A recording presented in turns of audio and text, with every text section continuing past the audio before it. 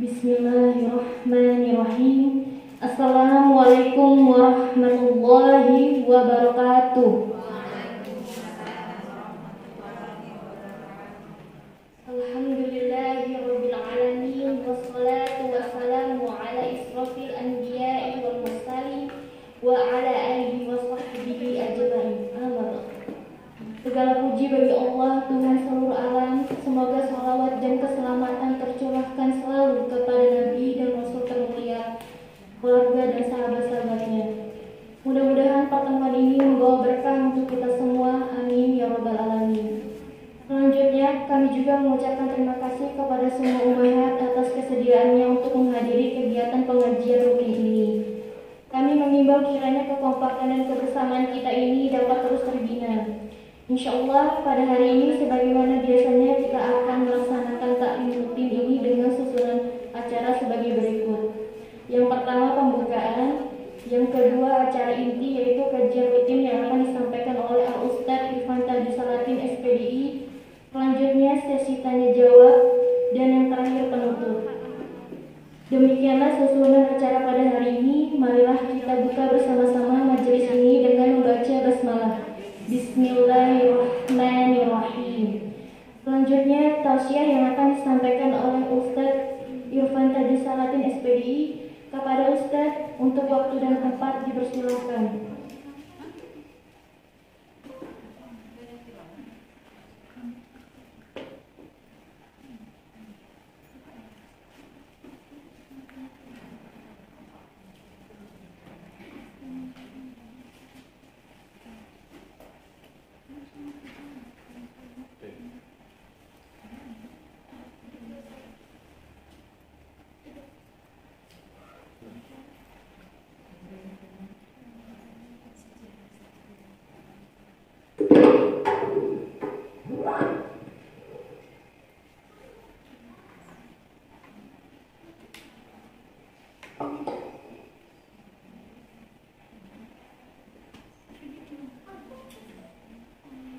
Kita mulai. Bismillahirrahmanirrahim. Assalamualaikum warahmatullahi wabarakatuh. Alhamdulillahi wassalatu wassalamu ala rasulillahi wa ala alihi wa ashabihi wa mawala. Asyhadu an la ilaha illallah wahdahu la syarika lah wa ashhadu anna Muhammadan abduhu wa rasuluh la nabiyya wa la rasula ba'dah. Amma ba'du, qala Allah ta'ala fil Qur'anil Karim, a'udzu billahi minasy syaithanir rajim, ya ayyuhalladzina amanu taqullaha haqqa tuqatih wa la tamutunna illa wa antum muslimun. Wa qala Rasulullah sallallahu alaihi wasallam, ittaqillaha haitsu ma kunta wa atbi'is sayyi'atal hasanata tamhuha wa khaliqin nasa bi khuluqin hasan. Ummahat wa akhwati fillah, arsadani wa arsadakumullah.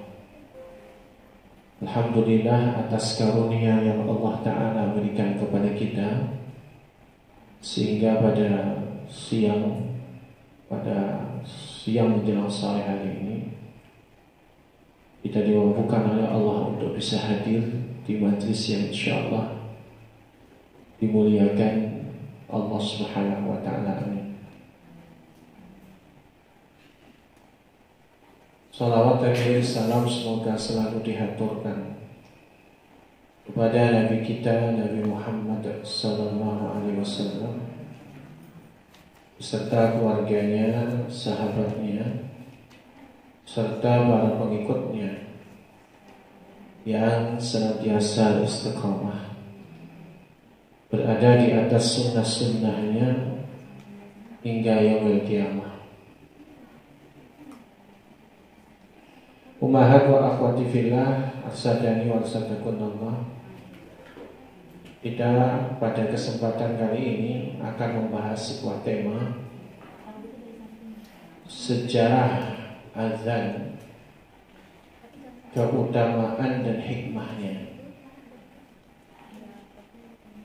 Perlu kita ketahui, azan itu tidak pernah terlepas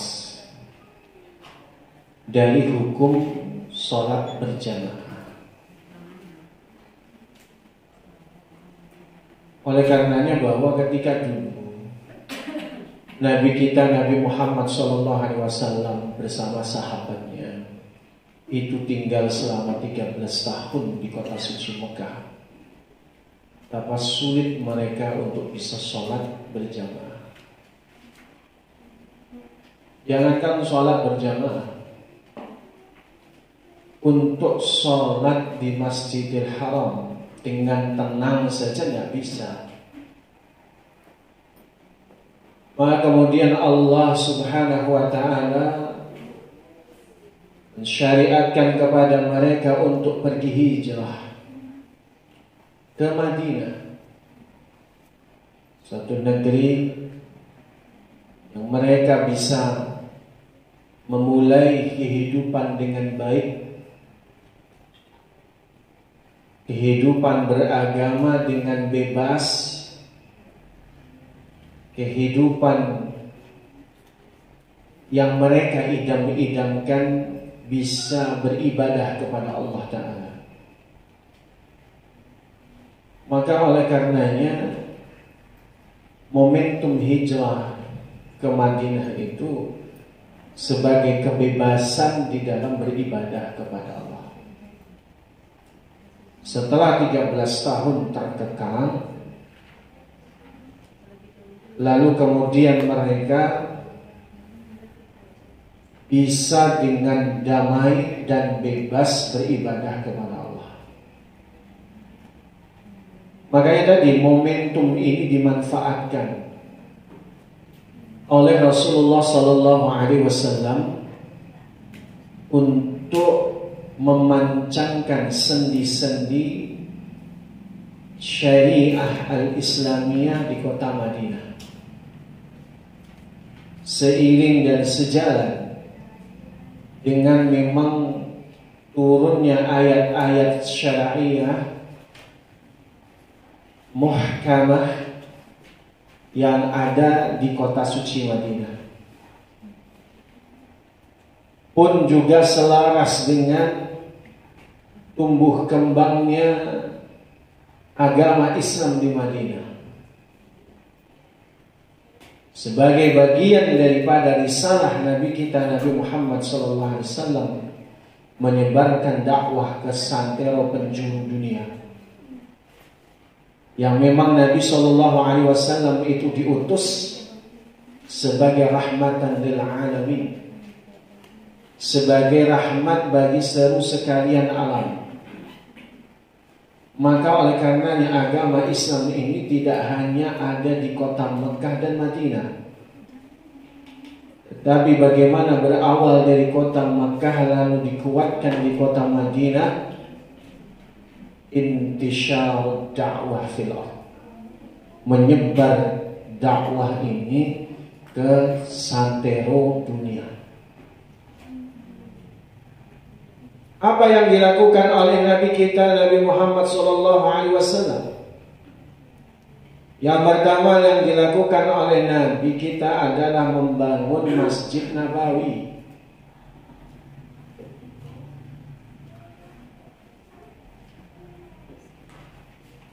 Masjid Nabawi ini fungsinya yang pertama adalah sebagai tempat ibadah,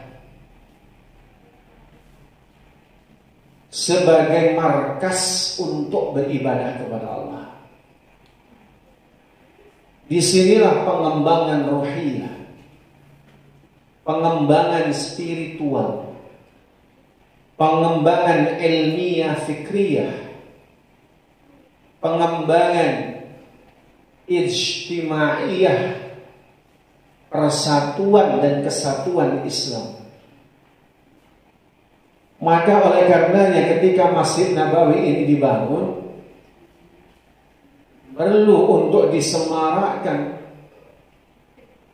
yaitu dengan sholat berjamaah. Syiar-syiar dakwah di Madinah dikembangkan melalui dua hal. Yang pertama adalah sholat berjamaah.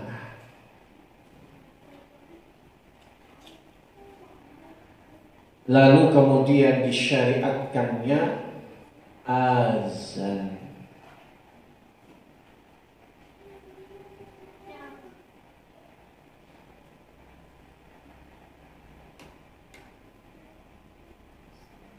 Agak berbayang ini, barangkali dicocokkan. Pertama, sholat berjamaah. Karena azan nggak bisa terlepas dari sholat berjamaah. Sebagaimana yang kita ketahui bahwa setelah sebelumnya 13 tahun masa sulit di Makkah, di Madinah Rasulullah dan para sahabat dapat beribadah dengan tenang tanpa gangguan. Kebebasan dan keleluasan beribadah adalah sebuah nikmat. Kita beribadah dengan bebas, kita beribadah dengan leluasa. Itu adalah nikmat yang luar biasa. Kalau kita mau bandingkan misalnya, tadi di zaman Nabi SAW di saat periode Mekah 13 tahun sulit sekali hanya sekedar sholat di Masjidil Haram. Makanya begitu sampai di Madinah bebas dan leluasa, ini benar-benar disyukuri oleh Nabi SAW dan para sahabat ridwanullah alaihim dengan menjalankan ibadah secara sungguh-sungguh. Mungkin kalau kita agak mendekati suasananya adalah ketika awal pandemi, sampai dilarang untuk sholat berjamaah di masjid. Bagi mereka yang hatinya benar-benar bersih, maka dia betul-betul merasakan kerinduan untuk bisa sholat berjamaah di masjid. Dan betapa ketika dia setelah tidak ke masjid lagi, nikmatnya luar biasa.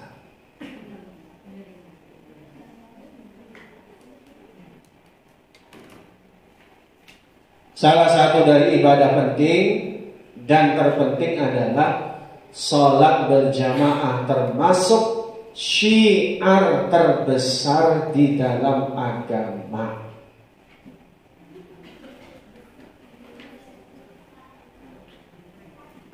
Saya ulangi ya kalimatnya, bahwa sholat berjamaah di masjid itu termasuk syiar terbesar di dalam agama.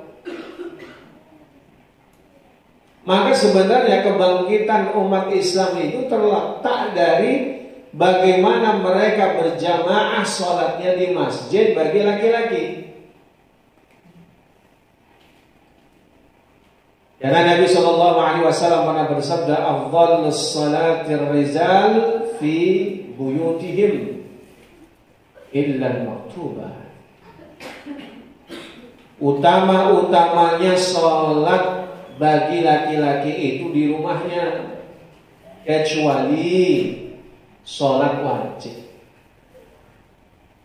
Artinya kalau namanya sholat fardu 5 waktu sehari semalam bagi laki-laki, maka dikerjakan di masjid. Memang para ulama beda sependapat mengenai istinbatul hukmi, tentang konklusi hukum sholat berjamaah di masjid. Sebagian ulama termasuk mazhab Hambali menghukumi wajib ain bagi laki-laki sholat berjamaah di masjid. Walaupun ada sebagian ulama yang menemukan ataupun menentukan hukumnya, statusnya sebagai fardu kifayah, ada yang mengatakan sunnah muakkadah, tapi perlu diketahui, perbedaan hukum ini hanya status di atas kertas. Kalau kita katakan mazhab Hambali menghukumi wajib, sementara mazhab yang lain misalnya Syafi'i menyebutkan fardu kifayah dan sebagian Syafi'iyah menyebutkan itu adalah sunnah muakkadah. Kalaupun itu benar adanya, itu hanya di atas kertas. Adapun tatbiq, apa itu tatbiq?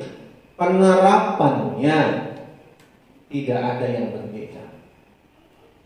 Mereka yang menghukumi sholat berjamaah di masjid itu wajib ain sholatnya di masjid. Mereka yang punya kesimpulan bahwa sholat berjamaah di masjid fardu kifayah, sunnah muakkadah, itu mereka sholatnya berjamaah di masjid. Maka tadi kita katakan, ulama berbeda pendapat itu hanya di atas kertas sebagai status hukum. Tapi dalam penerapannya di masa lalu itu, bahwa mereka pun yang punya pendapat sholat berjamaah di masjid fardu kifayah sekalipun, tetap mereka sholatnya di masjid. Tadi ada satu diksi yang kita sampaikan, ada satu kalimat yang kita sampaikan, bahwa kebangkitan umat Islam ini terletak dari sholat berjamaah di masjid. Kalau seandainya umat ini mereka meninggalkan masjid, inilah kehancuran Islam dimulai. Ini akan menambah kebobrokan kepada masyarakat Islam, umat Islam.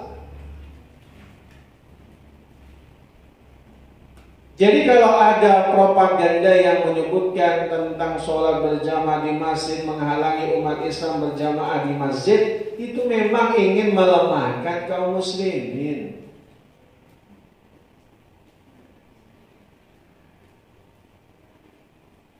Masih berbayang nih kalau mau dibenerin depannya itu kameranya? Nggak bisa. Sudah nggak bisa dibenerin. Ya udah paling fokus Ustaz. Oh, nggak bisa fokus? Udah paling fokus, cuma kayak gitu. Oh gitu ya? Kalau dibesarkan mau pecah. Oh gitu. Itu lensanya berarti ya.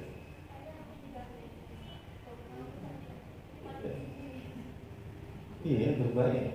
Mungkin lensanya atau yang jazakillah. Jadi gimana? Syiar terbesar dalam agama sholat berjamaah di masjid. Maka para sahabat itu tahu bahwa kebangkitan Islam itu di sholat berjamaah, mereka menjalankannya dengan semangat. Lewati ini pada ketiga pendapat yang kita sudah sebutkan. Ini sudah kita sebutkan. Kita nggak perlu bahas sedikit ini ya. Sekarang kita katakan bahwa tentang keutamaan sholat berjamaah di masjid itu jelas banyak sekali. Sedikit saja. An Abdullah bin Umar anna Rasulullah sallallahu alaihi wasallam qala salatul jamaah tafdulu salatul fardhi bis-sab'i wa 20 darajah. Dari Abdullah bin Umar bin Khattab radhiyallahu anhuma bahwa Rasulullah sallallahu alaihi wasallam pernah bersabda, salat berjamaah itu lebih utama dibandingkan salat sendirian dengan 20 derajat. 27 derajat. Banyak ya hadis-hadisnya ya. Salat seseorang dengan berjamaah itu dilipatkan pahalanya 25 kali atas sholat sendirian yang dikerjakan di rumah dan di pasar. Hal itu apabila ia berwudu dengan sempurna, lalu ia keluar menuju ke masjid dan tidak ada yang mendorongnya keluar menuju ke masjid selain salat. Tidaklah setiap langkahnya kecuali Allah akan mengangkatnya satu derajat dan menghapuskan darinya satu kesalahan. Apabila ia salat, malaikat akan senantiasa mendoakannya selama ia berada di tempat salatnya. Malaikat itu berdoa, ya Allah, ampunilah dia, ya Allah, rahmatilah dia. Salah seorang di antara kalian tetap dianggap berada dalam salat selama ia menanti salat.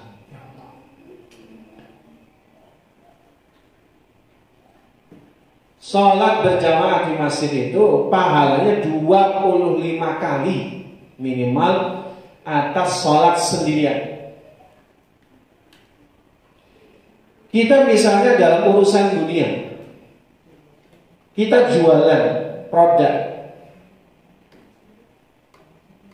ada yang ngasih keuntungan satu item itu misalnya 10.000 atau 1.000 rupiah. Satu item untung 10.000. Ada yang kemudian menawarkan satu item dengan 25 kali lipat. Kira-kira pilih yang mana? Yang 25 kali. Untung 10.000, ada untung 250.000-nya hari ini mesti yang 250.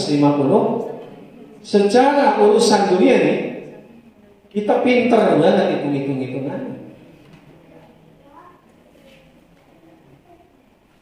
Untuk bagaimana menaikkan cash flow-nya dalam bisnis, untuk supaya tersapainya target omset penjualan.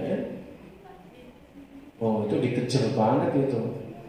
Ada yang ngasih untung 25 kali itu. Tapi kenapa dalam urusan akhirat enggak?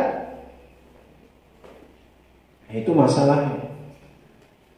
Dan di dalam riwayat Imam Ibnu Hibban bahwa Rasulullah SAW pernah bersabda, Innallaha yabghid, sesungguhnya Allah itu benci.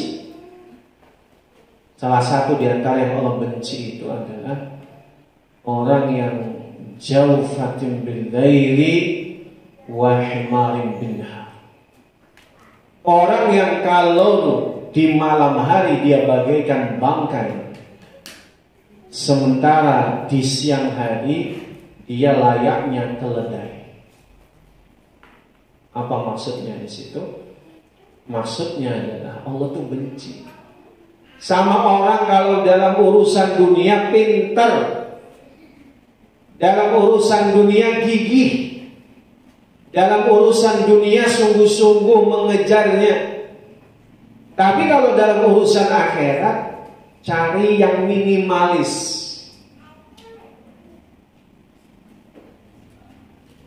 Belum lagi lihat bagaimana orang yang dia berangkat wudhu yang bagus itu di rumah. Jadi kalau bagi laki-laki itu soal berjamaah di masjid, maka yang bagus wudhunya dari rumah. Apabila ia wudhu dengan sempurna, lalu ia keluar menuju ke masjid, niatnya adalah untuk sholat, maka setiap langkahnya diangkatlah satu derajat.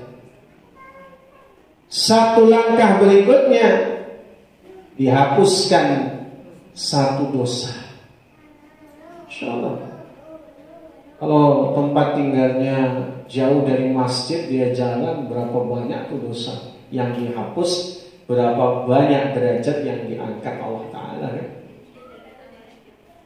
Maka makin beruntung tuh orang yang jauh dari masjid. Tapi untuk datang ke masjid, naik motor itu dihitung putaran rodanya, kata bilang. Tapi tetap lebih utama jalan kaki. Naik motor sepeda lebih besar lagi pahalanya dari motor. Jalan kaki lebih besar daripada naik sepeda. Naik sepeda lebih besar daripada naik motor. Naik motor lebih besar daripada naik pesawat.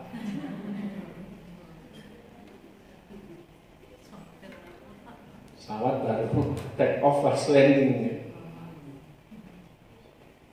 Mendapatkan naungan Allah. Rasulullah sallallahu alaihi wasallam bersabda, "Sab'atun yudhilluhumullah yauma la dhilla illa dhilluh." Ada 7 golongan yang akan Allah naungi mereka pada hari kiamat, yang tidak ada naungan kecuali naungannya. Wa julun qalbuhu mu'allaqun fil masajid. Di antara 7 golongan itu ada seseorang yang hatinya terpaut dengan masjid, artinya dia rajin sholat berjamaah di masjid. Ini menghapus dosa, menaikkan derajat sudah ya. Dilipat gandakan pahala. Man shallal 'isya fi jama'atin kana ka qiyami nisfi lailatin wa man shallal 'isya wal fajra fi jama'atin kana ka qiyami lailah. Barang siapa yang sholat isya dengan berjamaah, pahalanya seperti sholat setengah malam. Barang siapa sholat isya dan subuh berjamaah, pahalanya seperti sholat semalam suntuk. Sholat. Dan banyak sekali ya keutamaan-keutamaannya. Sekarang masuk materi inti. Disyariatkan azan.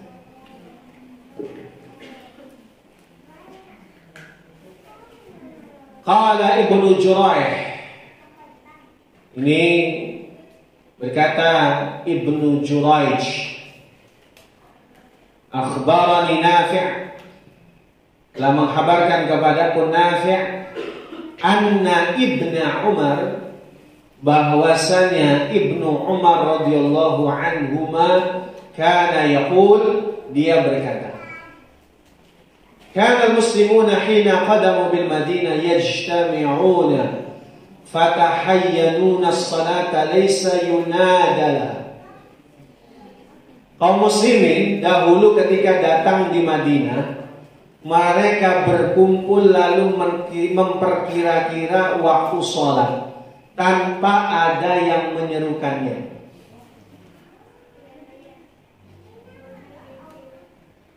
Fatakallamu yawman fi dzalik. Lalu kemudian pada suatu hari mereka berbincang-bincang tentang hal itu. Maksudnya dia, alangkah baiknya ya kalau kita sholat berjamaah itu ada seruan-seruan. Qala ba'duhum, maka berkatalah sebagian di antara mereka, ittakhidhu naqusan misla naqusin nasara. Ada yang ngasih usulan. Sebagian mereka berkata, gimana kalau gunakan lonceng sebagaimana yang digunakan oleh Nasrani. Qala ba'duhum, sebagian lagi berkata, bal buqam misla qarnil yahud. Ada sebagian mengatakan gunakan saja trompet sebagaimana yang digunakan oleh orang Yahudi memanggil kaumnya untuk ibadah. Jadi kalau Nasrani itu lonceng, kalau Yahudi trompet. Jadi perhatikan baik-baik itu ya. Lonceng itu identik adalah panggilan ibadahnya Nasrani. Trompet itu identik dengan ibadahnya Yahudi. Ini identik loh ya. Ciri khas keagamaan mereka. Faqala Umar, maka berkatalah Umar bin Khattab, ayahanda dari Ibnu Umar yang meriwayatkan hadis ini, Ibnu Umar, afala tab'atuna rajulan yunadi bis-shalah. Bukankah lebih baik dengan mengumandangkan suara untuk memanggil orang salat?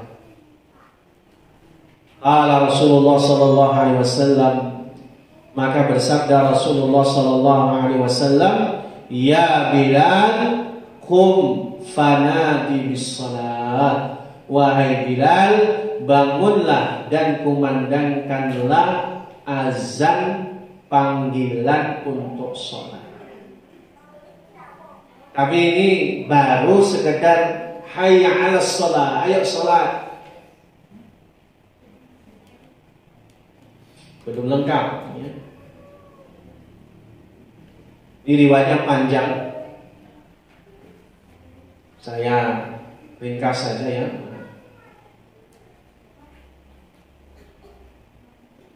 Qala Ibnu Hisab, qala Ibnu Ishaq, fabainama hum ala dhalik idza ra'a Abdullah bin Zaid bin Sa'labah bin Abd Rabbah akhu bal Haris bin Khazraj an-nida. Fa'ata Rasulullah sallallahu alaihi wasallam faqala lahu ya Rasulullah innahu tafa bihadhihi laila ta'if. Jadi diriwayatkan oleh Ibnu Ishaq, yaitu ada seorang Abdullah bin Zaid bin Sa'labah bin Abd Rabbah. Dia saudaranya Haris bin Al-Khazraj. Dia mendatangi Rasulullah sallallahu alaihi wasallam. Dia berkata, ya Rasulullah, wahai Rasulullah sallallahu alaihi wasallam, saya bermimpi pada suatu malam. Marra bi rajulan alaihi sawban ahdaran yahmilu naqusan fi yadi faqultu lahu ya Abdullah attabi'u hadha an-naqus. Qala wa ma tasna' bi? Qala qultu nad'u bihi ila as-salah. Abdullah bin Zaid bin Sa'labah saudara Al-Harits bin Khazraj ini, kemudian dia mengatakan, ya Rasulullah, tadi malam aku bermimpi didatangi seseorang. Lalu kemudian seseorang laki-laki yang mengenakan baju berwarna hijau lewat di hadapanku. Dia membawa lonceng di tangannya. Lalu aku berkata kepadanya, ya Abdullah, attabi' hadzal naqus, apakah engkau menjual naqus ini, trompet ini, lonceng ini? Lalu kemudian dia berkata, wa ma tasna' bi, untuk apa kamu beli lonceng ini? Qala qultu nad'u bihi ila shalah. Aku berkata, kami ingin menggunakan lonceng ini untuk menyeru kepada salat. Qala afala adulluka ala khairin min dzalik. Maka si laki-laki dalam mimpinya Abdullah bin Zaid ini, dia berkata, mau enggak aku kasih tahu sesuatu yang lebih baik daripada itu semua? Qala qultu wa ma hu. Maka kemudian Abdullah bin Zaid berkata, aku berkata, apakah itu? Qal, maka kemudian laki-laki itu berkata, antaqul Allahu akbar, Allahu akbar, Allahu akbar, Allahu akbar. Ini azan yang kita kenal sekarang. Asyhadu an la ilaha illallah, asyhadu an la ilaha illallah, asyhadu anna Muhammadar Rasulullah, asyhadu anna Muhammadar Rasulullah. Hayya 'alas shalah, hayya 'alas shalah, hayya 'alal falah, hayya 'alal falah. Allahu akbar, Allahu akbar, la ilaha illallah. Jadi lafaz azan yang sampai detik ini, sejak 1450 tahun yang lalu, yang sampai detik ini masih berkumandang, ini adalah hasil mimpinya Abdullah bin Zaid, salah satunya.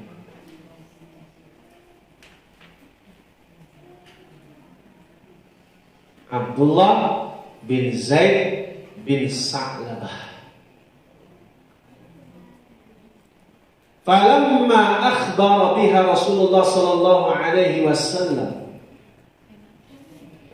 maka tatkala dia mengkhabarkan kepada Rasulullah sallallahu alaihi wasallam, faqal, maka kemudian Rasulullah bersabda, innaha la ru'ya haqqin, sesungguhnya mimpi itu adalah mimpi yang benar. Insyaallah, Jika Allah menghendaki faqum ma'a Bilal fa'alqiha alaih falyu'adzin biha fa innahu anda sautan minka. Maka kemudian Nabi memerintahkan, bangunlah kamu, carilah Bilal, ajarkan kepada Bilal apa yang kamu dengar tadi di mimpimu. Maka bilang kepada Bilal supaya dia berazan dengan kalimah yang kamu dengar di mimpimu. Sesungguhnya kita akan memanggil salat dengan suara itu. Dan sesungguhnya suaranya Bilal itu lebih baik, lebih keras terdengar daripada suaramu. Falamma adzana biha Bilal sami'aha Umar bin Khattab. Tatkala Bilal ini mengumandangkan azan pertama kali, Umar bin Al-Khattab mendengarnya. Wa huwa fi baitin, dan dia di dalam rumahnya. Fa kharaja ila Rasulillah sallallahu alaihi wasallam. Maka kemudian dia keluar menuju Rasulullah sallallahu alaihi wasallam wa yaqul, ya Nabi Allah, walladzi ba'atsaka bil haqq, laqad ra'aitu misla alladzi ra'a. Lalu kemudian Umar mengatakan, ya Nabi Allah, demi yang mengutusmu dengan kebenaran, laqad ra'aitu misla alladzi ra'a. Aku juga bermimpi sebagaimana Abdullah bin Zaid bermimpi. Masya Allah. Qala Rasulullah sallallahu alaihi wasallam, falillahil hamdu 'ala dzalik. Maka Rasulullah SAW bersabda, maka kepunyaan Allah lah segala maha puji atas hal itu. Jadi Abdullah bin Zaid bermimpi, begitu pula Umar bin Khattab. Cuma Abdullah bin Zaid lebih dahulu melaporkan kepada Rasulullah sallallahu alaihi wasallam. Itulah sejarah azan Umar. Agung sekali ya. Jadi kalau kita katakan ini bukan kalimat sederhana, ini bukan polusi suara, nauzubillah. Ini adalah kalimat thayyibah. Ini sebuah kalimat yang baik, kalimat yang menjadikan ini istimewa. Dan ternyata penelitian yang terbaru dalam penelitian di Turki, bahwa suara lantunan nada yang begitu sangat menenteramkan jiwa itu adalah azan. Dia ada di level frekuensi yang kalau orang mendengarnya secara khusyuk maka akan menenangkan jiwa. Maka kita katakan azan itu bukan sesuatu yang kalimat sederhana. Itu adalah sebuah kalimat yang sangat berpengaruh pada jiwa. Syaitan tidak suka mendengarnya. Dalam satu hadis riwayat Imam Bukhari, ketika azan berkumandang, syaitan lain ketakutan mendengarnya. Jadi kalau ada orang nggak suka azan itu apa? Syaitan. Jadi kalau ada orang nggak suka dengan azan, ini anak buahnya setan, atau mungkin dia jadi setan sendiri. Jadi kalau kita pelajari hikmah dan pelajarannya, Masya Allah, bahwa azan ini dikumandangkan sejak 1450 tahun yang lalu, memiliki hikmah dan pelajaran yang penting.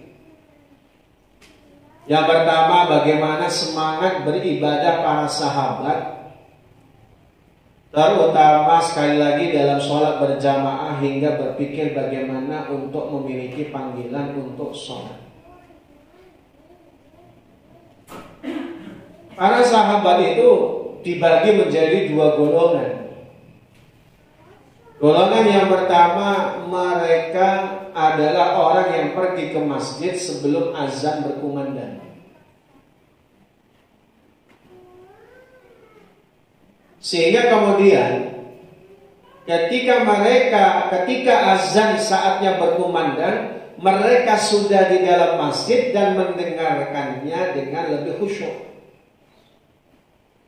Dia bahas, dia balas, dia ucapkan. Setiap mendengar lantunan azan, dia mengucapkan zikir. Dia menjawab azan. Maka oleh karenanya Nabi SAW juga pernah bersabda, man sami'an nida, barang siapa yang mendengar azan lalu kemudian dia menjawabnya, maka dipastikan dia masuk surga. Sampai sedemikian itu. Makanya di level pertama ini ada sahabat itu datang ke masjidnya sebelum azan berkumandang. Ini grade pertama ya. Bahkan kalau untuk sholat zuhur dan maghrib, ada yang di grade paling utama itu mereka datang di waktu adha. Adha itu adalah waktu pertengahan dari duha. Di sholat duha itu interval waktunya dibagi 2. Maka itulah waktu awal adha. Bukan duha ya. Kalau duha yang paling bagus penghujungnya saat onta kepanasan. Awal waktu duha kapan? Setelah syuruk, setelah syuruk 15 menit setelah syuruk, kira-kira 10 sampai 15 menit setelah syuruk. Awal duha. Akhir duha 10 sampai 15 menit sebelum azan zuhur. Dibagi kira-kira ketemu jam berapa? Jam 9 setengah 10 setengah 10. Jadi kalau untuk sholat zuhur, ada sahabat itu sudah ada di masjid di jam 9 setengah 10. Biasa ya. Mereka sholat duha yang panjang. Mereka banyak baca Quran, berzikir. Mereka menuntut ilmu. Sekali-kali dipraktikkan. Nah, itu indah sekali itu. Terus setelah maghrib mereka datang. Kapan datangnya? Bukan pas azan, sebelum azan maghrib. Mereka datang di pertengahan asar menjelang maghrib. Soalnya itu lebih awalnya. Intinya mereka datang sebelum azan berkumandang. Ini grade pertama. Grade kedua, mereka yang apabila mendengarkan nida, mendengarkan azan, mereka langsung tanggalkan semua pekerjaan, mereka tanggalkan cangkulnya, mereka tanggalkan dagangannya, tinggalkan seluruhnya, langsung sambil menjawab azan, dia menuju ke masjid.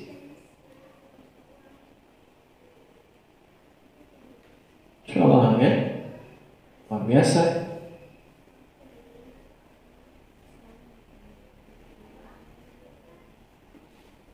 Jadi itulah bagaimana gambaran para sahabat itu dalam menyikapi azan. Sama sekali nggak terganggu dengan azan. Mereka menikmati azan itu. Jadi kalau ada orang yang merasa terganggu dengan azan, itu memang level imannya masih lemah. Sholat yang dia kerjakan hanya sebatas menggugurkan kewajiban. Jangan merasa terganggu dengan azan. Walaupun ummahat bilangnya aduh nanggung, baru mulak sampel. Jangan bilang azan.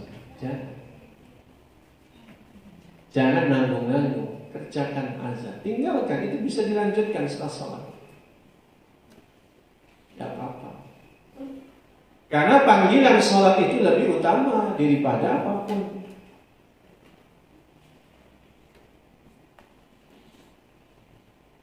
Mereka benar-benar memuliakan panggilan untuk sholat, yaitu azan.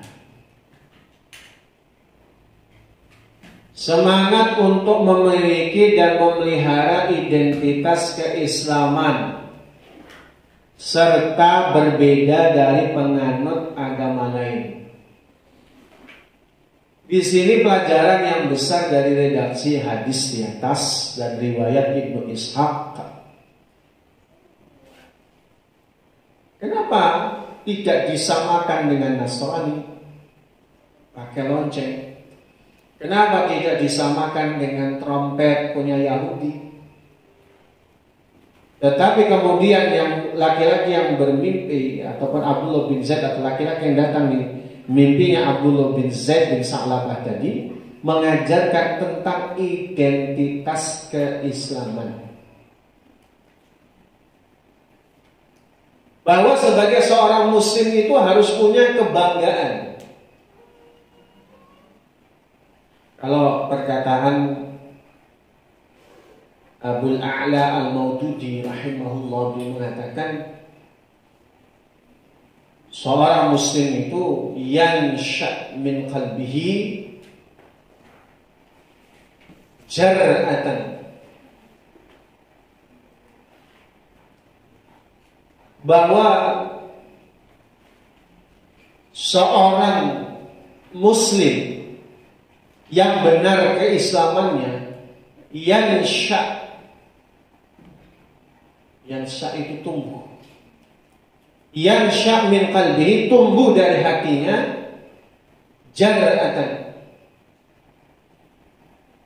Apa jar'ah di sini? Jar'ah di sini adalah kebanggaan kepada agama. Jadi sebetulnya seorang muslim itu harus bangga dengan identitas keislamannya.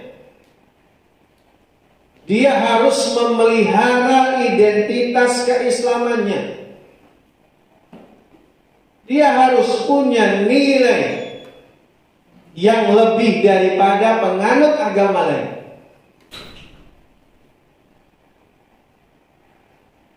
Bagaimana Allah Ta'ala berfirman, la tahzanu wa la tahzanu wa la tahinu wa la tahzanu wa antumul a'launa in kuntum mu'minun. Janganlah kamu merasa hina, janganlah kamu merasa sedih hati tentang nasibmu sebagai seorang muslim lalu dibanding-bandingkan dengan orang kafir.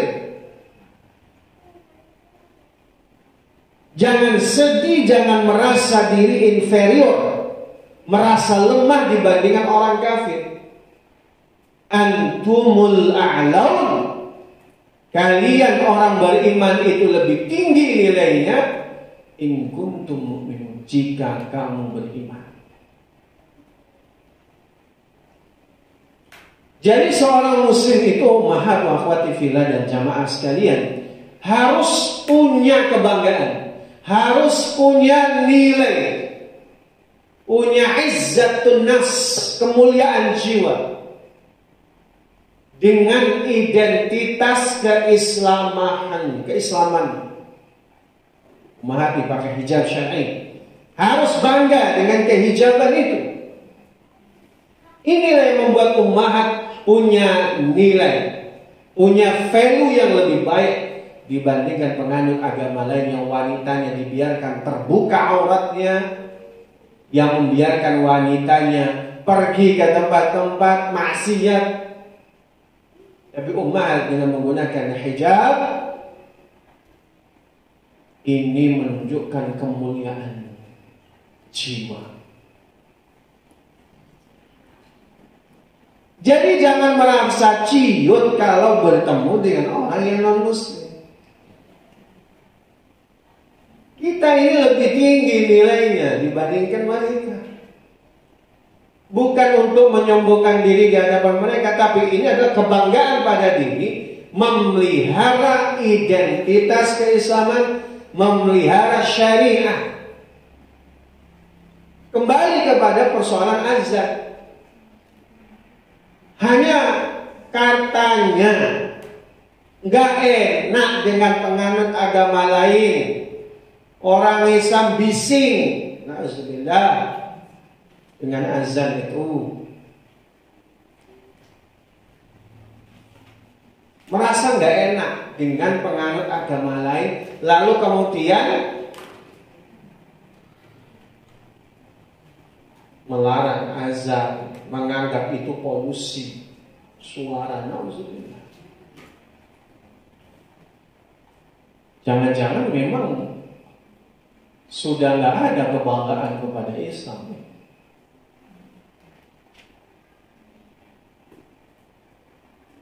Kenapa? Harus berkiblat kepada orang kafir yang hari ini menuju kepada kehancuran. Orang kafir sedang berbondong-bondong pengen dengerin azan. Oh, baru lihat yang terjadi di Prancis, yang terjadi di Selandia Baru, Rusia, Inggris, Jerman. Orang-orang kafir yang mereka belum muslim itu, walaupun mereka belum masuk Islam, sekadar mereka setiap hari mendengar azan itu merasa bahagia. Coba. Lah ini umat Islamnya malah, ya na'udzubillah ya, seharusnya sih nggak layak kalau disebut muslim kalau kayak gitu. Kalau Islam mestinya bangga dengan identitas keislamannya, bukan malah ciut di hadapan orang kafir. Orang kafir pada pengen mendengar azan.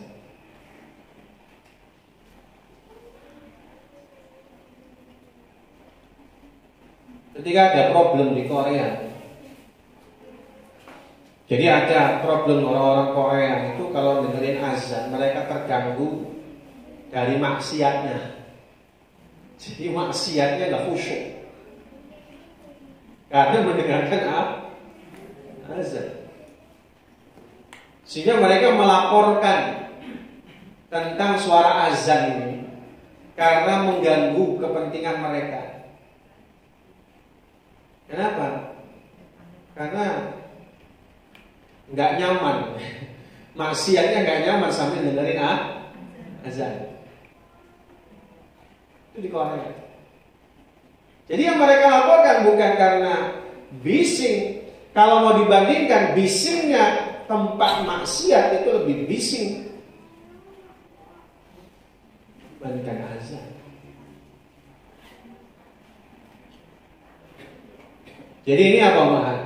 Ini masalah persoalan kebanggaan kepada Islam, nilai akidah, nilai keimanan.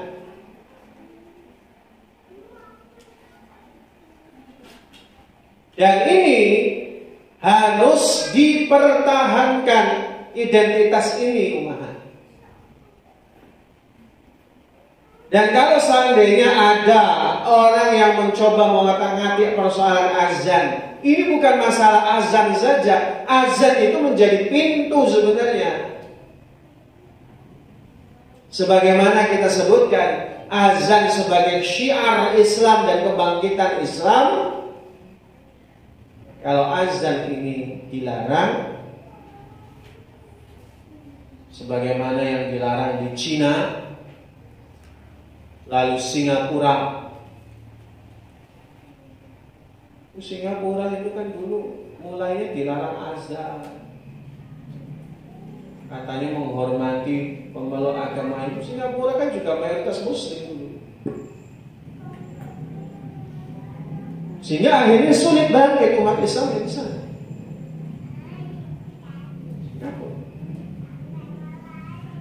Apakah Islam di Indonesia mau di Singapura kan, alhamdulillah. Sampai urusan azan saja ketakutan. Jadi umat yang dirahmati Allah Ta'ala, ini identitas keislaman. Dan Nabi memerintahkan untuk mempertahankan identitas keislaman dan hendaknya berbeda dengan penganut agama lain.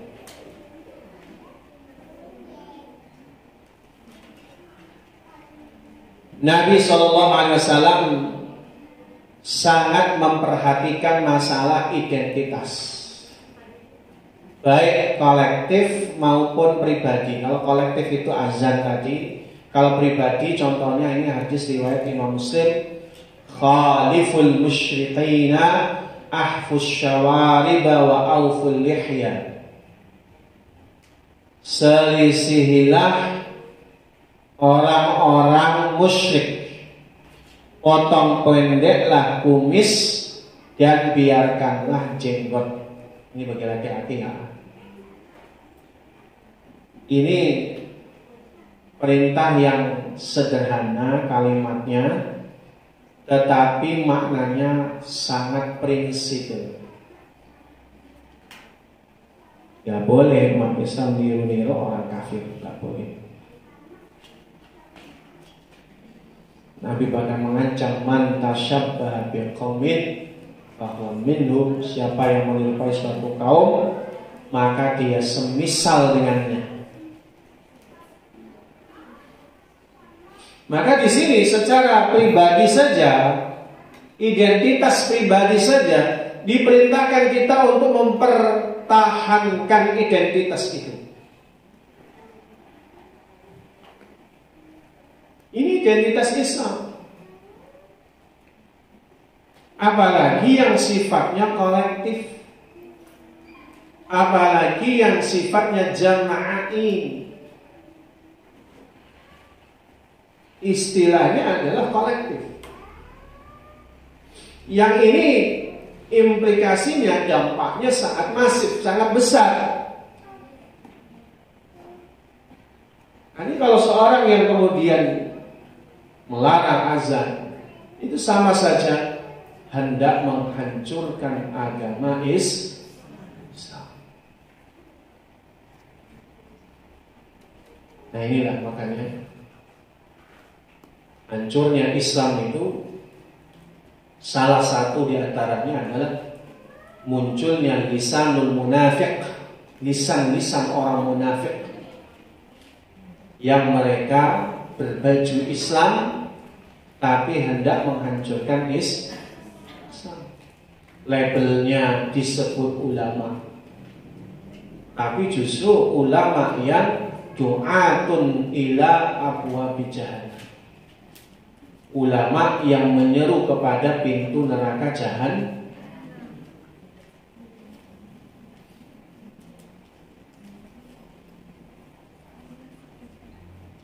Sekilas azan. Arti azan secara bahasa maknanya adalah al-i'lam, pemberitahuan, seruan, an-nida. Bagaimana Allah Ta'ala berfirman di dalam surah Al-An'am di ayat yang ketiga, At-Taubah ayat yang ketiga, wa adzanun minallahi wa rasulihi ilan nas. Wa adzanun, dan inilah satu i'lam, maklumah, minallahi wa rasulihi ilan nas, dari Allah dan Rasulnya kepada umat manusia. Atau di dalam surah Al-Hajj Allah Ta'ala berfirman, wa adzin fin nasi bil hajj, dan berserulah kepada manusia untuk mengerjakan ibadah haji.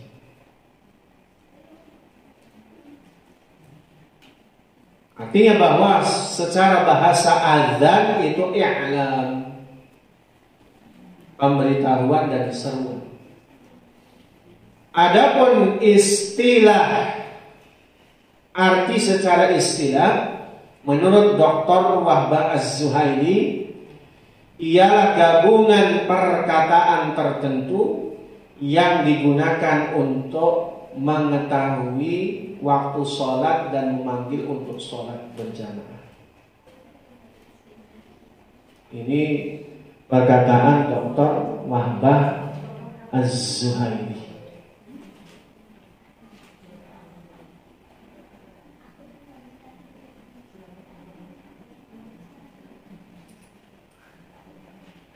Perintah azan dan hukumnya. Dalam surah Al-Maidah ayat 58, Allah Ta'ala berfirman, A'udzu billahi minasyaitonir rajim. Wa idza nadaitum ilas shalah, dan apabila kamu menyeru mereka untuk salat.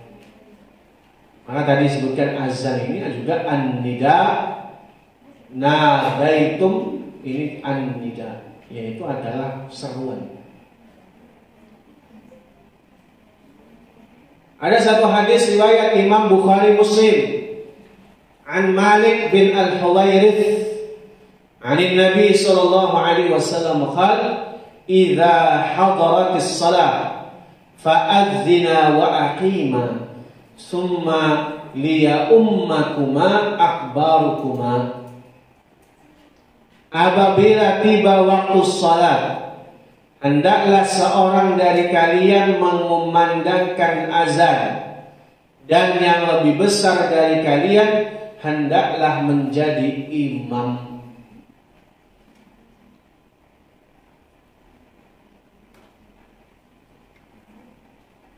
Ya, jadi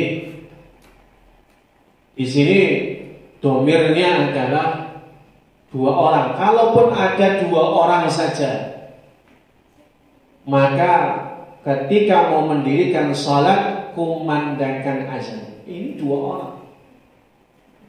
Ini kalimatnya fa'adzina wa aqima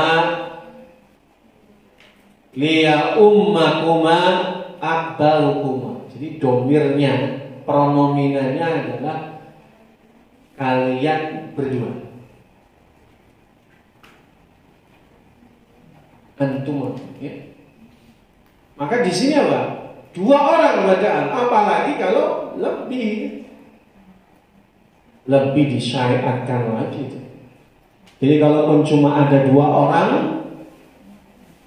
maka dikumandangkan azan. Apa hukumnya? Hukumnya menurut jumhur ulama sunnah muakkadah. Ini berkaitan dengan konsekuensi apabila meninggalkannya. Nah, kita katakan syariat itu kalau dalam memutuskan sebuah status hukum itu bukan hanya persoalan di atas kertas sebetulnya. Di atas kertas tetap ditentukan untuk persoalan status hukum. Karena kalau wajib ditinggalkan pasti berdosa dan seterusnya. Apa syarat azan? Pertama, masuk waktu sholat. Jadi kalau belum waktunya sholat, azan. Nah, apa hukumnya? Batal azannya, ya? Tidak diterima azannya. Diulang, ya? Sampai betul-betul masuk waktu sholat. Yang kedua, dengan bahasa Arab. Nah, ini kalau ada ngatik-ngatik ganti dengan bahasa Jawa. Ayo sholato. Nggak bisa, harus pakai bahasa Arab. Azan harus dapat didengar oleh sebagian jamaah. Harus terdengar azan itu. Makanya kalau dulu naik ke gunung yang tinggi, Bilal naik bukit, naik Ka'bah, lalu berkembang semenjak ada penaklukan Romawi, Persia, khususnya Romawi. Islam mengadopsi menara. Menara itu sebenarnya bagian dari konstruksi gereja di masa itu. Nah, apa? Kalau itu tidak berkaitan dengan simbol agama, itu fungsi saja. Maka di setiap masjid ada menara. Sampai sekarang di Indonesia pun rata-rata masjid kita nggak ada menara ya. Ya sebenarnya nggak perlu, sudah ada toa. Kalau sekarang sebenarnya nggak perlu, sudah ada toa. Kalau dulu menara itu berarti muazzinnya naik kan, naik ke atas itu muazzinnya, baru dia berkumandang. Nah, sekarang pakai toa udah relatif terdengar. Tertib dan mualah, tertib dan bersambung, tidak putus-putus. Ucapkan asyhadu an la ilaha illallah, jangan diputus. Asyhadu an la, tidak boleh, tapi asyhadu an la ilaha illallah, itu namanya mualah. Adapun tertib urutannya sesuai dengan redaksi yang disetujui oleh Rasulullah SAW tadi. Yang kelima, azan dilakukan oleh seseorang saja, tidak boleh kor, padus, nggak ada. Orang yang memandangkan azan hendaknya lelaki muslim yang berakal. Ini syarat di atas disepakati oleh mazhab Maliki, Syafi'i dan Hambali. Kita sampai jam berapa nih, Mi? Saja. Terus ya. Lanjut. Keutamaan azan dan muazzin. Dikit lagi, Pak. Bersabda Nabi sallallahu alaihi wasallam, "Lau ya'lamun nasu ma fin nida'i was-saffil awwal, thumma lam yajidu illa ayastahimu alaihi lastaham." Seandainya orang-orang mengetahui besarnya pahala yang didapatkan dalam azan dan shaf awal, kemudian mereka tidak dapat memperolehnya kecuali dengan berundi, niscaya mereka rela berundi untuk mendapatkannya. Hadis berikutnya, al-muazzinuna atwalun nasi a'naqan yaumal qiyamah. Para muazzin adalah orang yang paling panjang lehernya pada hari kiamat. Mau lehernya panjang? Laki-laki. Maksudnya lehernya panjang di sini bukan kemudian leher panjang nampak indah, bukan. Di hari yaumil mahsyar, saat semua manusia berkumpul dari Nabi Adam sampai hari kiamat, itu berapa triliun manusia, dan mereka menunggu hisab. Maka ketika ada orang yang lehernya panjang, berarti kan dia lebih mudah dilihat oleh Allah Subhanahu wa taala. Berarti Allah nggak maha melihat, bukan, tapi Allah mendahulukan segala mereka, memudahkan urusan mereka.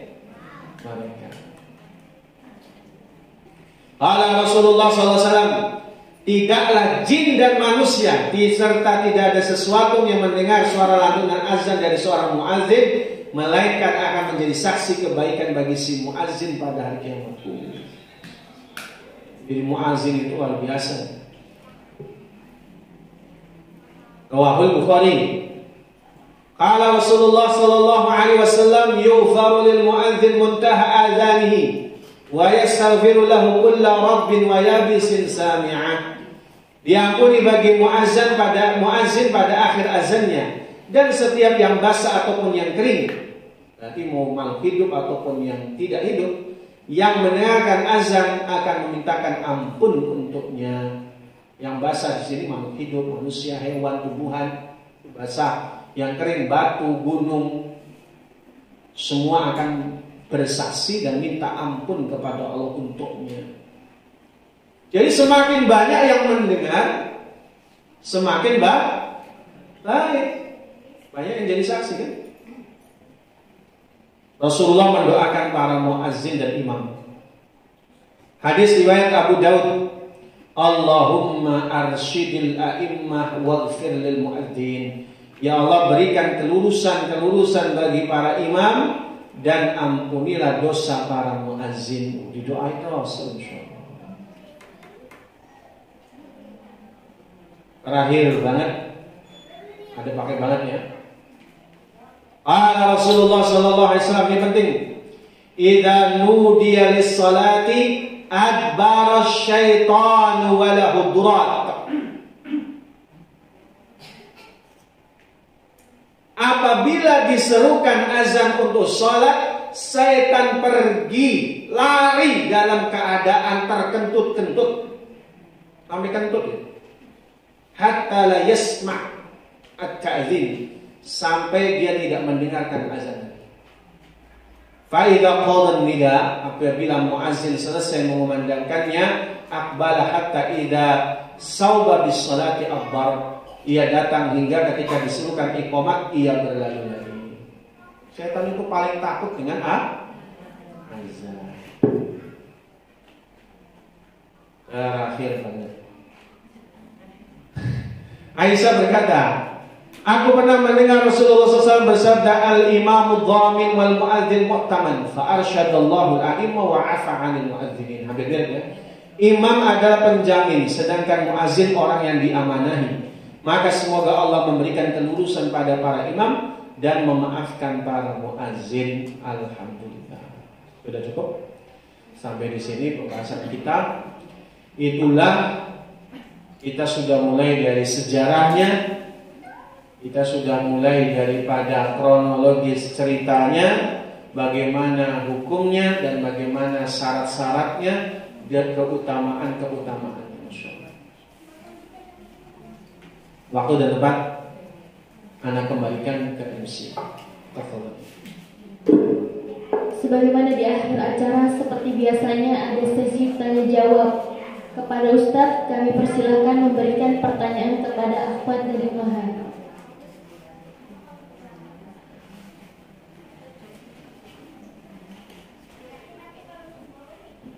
Tiga pertanyaan. Pertanyaan yang pertama, yang gampang, siapakah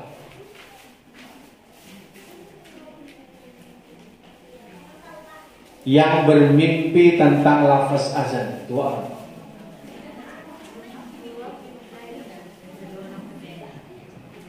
Ya, betul. Abdullah bin Zaid bin Sya'labah. Terus? Dan Umar bin Khattab. Barakallahu fiik.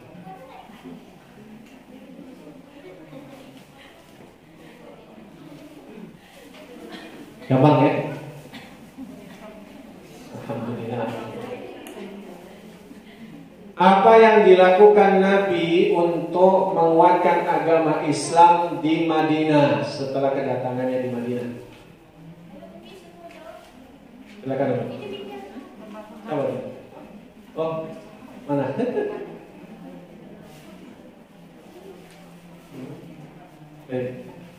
Bismillahirrahmanirrahim.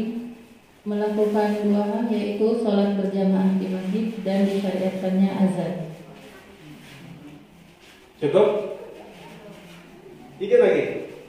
Itu syiarnya. Membangun Masjid Nabawi sebagai tempat untuk bermusyawarah. Baik, barakallahu.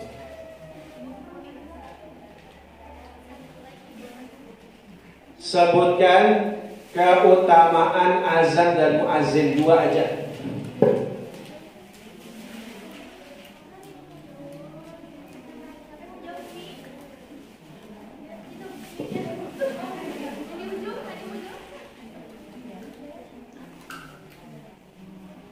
menjadi saksi kebaikan, diampuni segala dosanya. Baik, barakallah. Cukup ya? Alhamdulillah. Mau nanya Ustaz. Mau nanya? Dikasih pertanyaan? Mau nanya. Ya mau nanya Ustaz. Ya, tafadhal ini.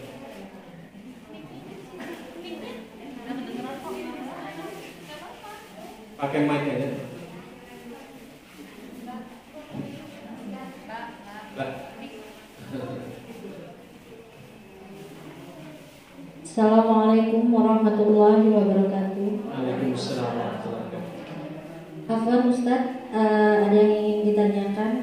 Ini tadi perihal tentang semangat beribadah para sahabat itu ada dua golongan, yaitu pergi ke masjid sebelum azan. Yang kedua, mereka apabila mendengar azan meninggalkan semua aktivitas. Nah, yang ingin Anda tanyakan, bagaimana hukumnya untuk yang masbuk?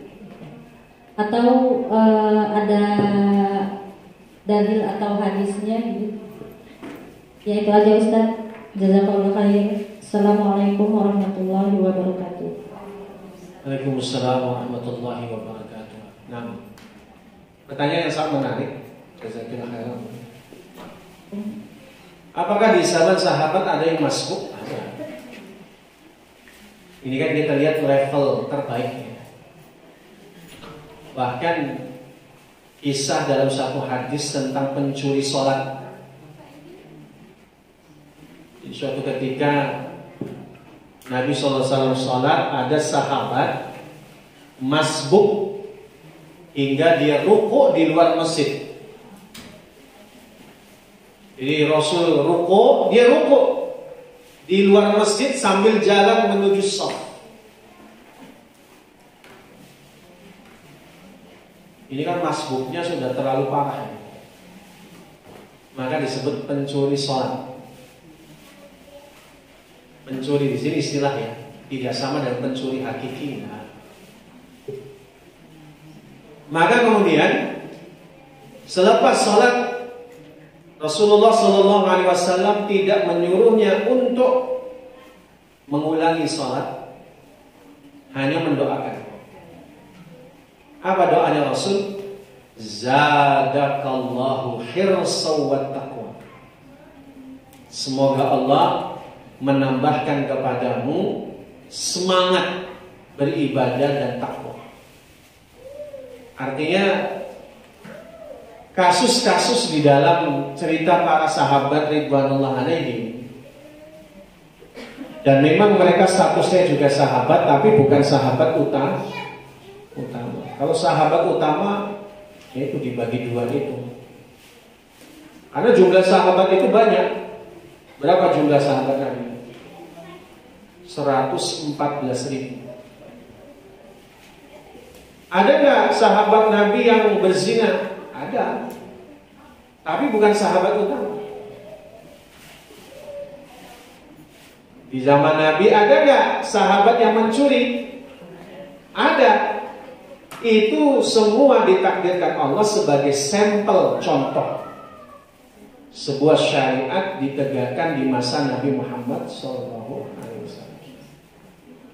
Jadi itu anomali saja, jadi masbuk tadi anomali, bukan karakter sahabatnya. Tapi kalau kita katakan kasus per kasus, ya ada saja. Yang sholat masbuk, yang zina, yang mencuri, ada saja. Wallahu a'lam. Ada yang lain?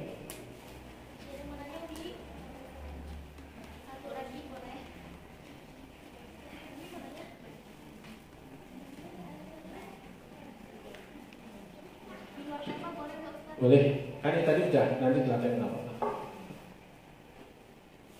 Assalamualaikum warahmatullahi wabarakatuh. Waalaikumsalam. Afwan Ustaz, izin bertanya, ini berkenaan dengan emas ya, mini gold. Zaman sekarang kan kita dianjurkan untuk menabung ke emas. Nah sekarang itu banyak yang membuka tabungan untuk emas, menabung uang dulu, Nanti setelah jumlahnya cukup, baru kita dapat mindikotnya. Itu bagaimana hukumnya Ustaz? Assalamualaikum warahmatullahi wabarakatuh. Baik, barakallahu fiik. Emas ini disebutkan bahwa memang sebagai alat tukar dan juga bisa menjadi sebuah nilai tertentu. Maka di sini sebenarnya pembahasannya, apakah benar tabungan itu disuruh ke emas? Ada nggak perintah dari Allah dan Rasul untuk nabung emas? Nggak ada. Adanya apa? Fatazawwadu fa inna khairaz zadi, bertabunglah, nabunglah dengan tabungan akhir. Daripada nabung capek-capek banyak-banyak bentuk emas, nabunglah di kencreng rumah dakwah. Itu lebih kekal. Nah, ini kenapa saya bahas ini dulu. Pikiran kita menabung itu jangan menumpuk harta. Hati-hati dengan menumpuk harta. Islam itu bukan penumpuk harta, umat Islam. Makanya tadi kita luruskan niat nabungnya untuk apa dulu? Beli emas. Emasnya buat apa? Jadi kalau nganggur saya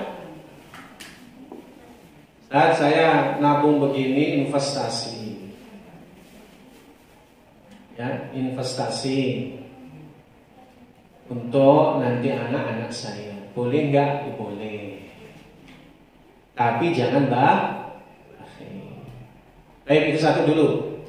Kedua, bagaimana hukumnya nabung dulu, nanti kalau uangnya cukup dikasih mini golf, gitu ya? Kira-kira begitu.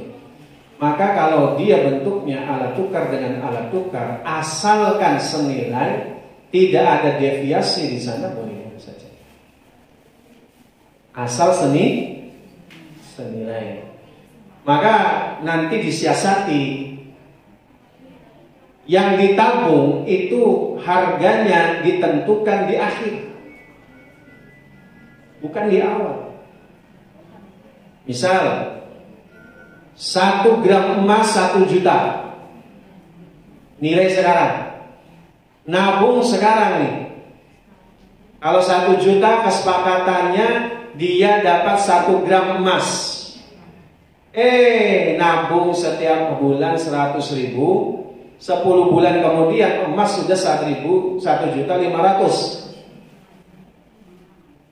Kira-kira senilai ya? Enggak, 1 juta dengan 1.500.000 ya. Contoh yang lebih ini, kesepakatan kita 1 gram emas 1 juta. 10 bulan kemudian jadi 700.000, gimana? Tetap 1 gram emas, apa 300.000-nya dipulangin?